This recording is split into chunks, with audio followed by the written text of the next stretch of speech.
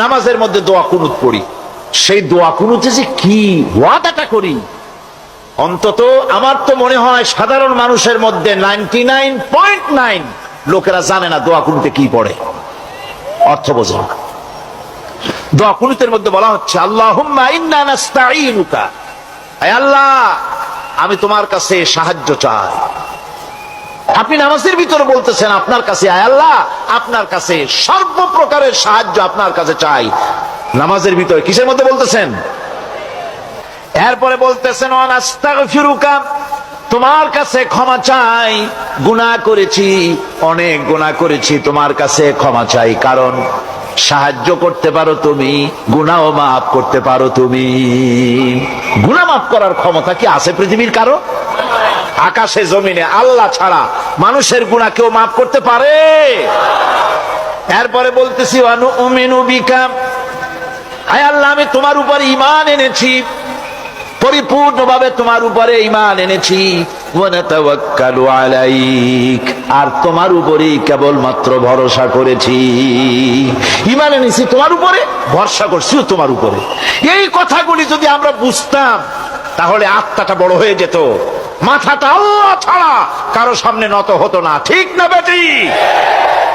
এরপরে বলছি ওয়া নুসনি আলাইকাল খায়র, সর্বপ্রকার কল্যাণের সাথে তোমার প্রশংসা করতেছি, ওয়া নাশকুরুকা, আর তোমার কৃতজ্ঞতা স্বীকার করছি, আমি তোমার শুকর আদায় করি, সর্ব ব্যাপারে তোমার শুকর আদায় করি।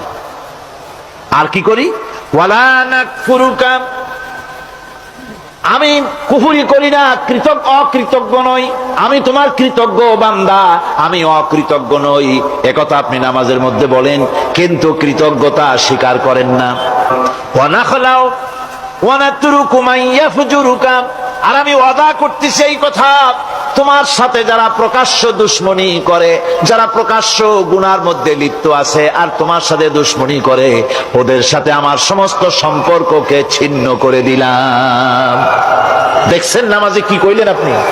আপনি নামাজে কত বড় কথা বললেন, ওয়া নাতরুকু মান ইয়াফজুরুকা, হে আল্লাহ আমি ওয়াদা করছি তোমার সাথে যারা দুশমনি করে, যারা প্রকাশ্য গুনাহ করে, তাদেরকে আমি পরিত্যাগ করছি, তাদের সাথে আমার কোনো সম্পর্ক নাই। এই কথা বলার পরে আপনার সম্পর্ক কার সাথে একটু চিন্তা করেন তো। আপনার বন্ধু কারা? ইলেকশন আসলে ভোট দেন কাদেরকে? কাদের চা খাওয়ান, কাদের চান্দা দেন? একটু চিন্তা করেন, অঙ্কের সাথে মিলায় নেন। সুতরাং নামাজে কি বলেন সেটা আপনাকে বুঝতে হবে। এরপরে বলা হচ্ছে আল্লাহুম্মা ইয়্যাকা না'বুদু ওয়া লাকা নুসাল্লি, আয় আল্লাহ তাআলা আমি একমাত্র তোমার গোলামি করি। নামাজে বলতেছেন একমাত্র তোমার গোলামি করি, আর নামাজ থেকে বেরিয়ে আসার পর ওজনে দিলেন কম, খাদ্যে দিলেন ভেজাল, মানুষের জমিনের আইল ঠেললেন, বোনেরে ঠকালেন, মেয়েকে ঠকালেন, মিথ্যে কথা বললেন, আর নামাজে বলে আসছেন আল্লাহ তোমার ইবাদত করি। এই বুঝি তোমার ইবাদতের নমুনা? এই বুঝি তোমার ইবাদতের নমুনা? মুনাফিক নামাজ বোঝে নাই, পাপ তারে ফিরে, নামাজ তাকে পাপ থেকে বাঁচাতে পারে না। হায় আল্লাহ একমাত্র তোমার গোলামি করি, ওয়া লাকা নুসাল্লি, আর একমাত্র তোমার উদ্দেশ্যেই নামাজ পড়ি, মানুষে দেখাবার জন্য পড়ি না। নামাজটা পড়ি কার জন্য? কার জন্যে? এরপরে বলছি ওয়া নাসজুদু ওয়া ইলাইকা নাসআ, আয় আল্লাহ আমি একমাত্র তোমাকেই সিজদা করি, আমার সমস্ত চেষ্টা সাধনা তোমার জন্য নিবেদিত। আমার চেষ্টা, আমার জিহাদ, আমার আন্দোলন, আমার বাঁচা, আমার মরা, আমার ব্যবসা, আমার বাণিজ্য, আমার সব তোমার জন্য। কার জন্য? চিল্লা এখন কার জন্য?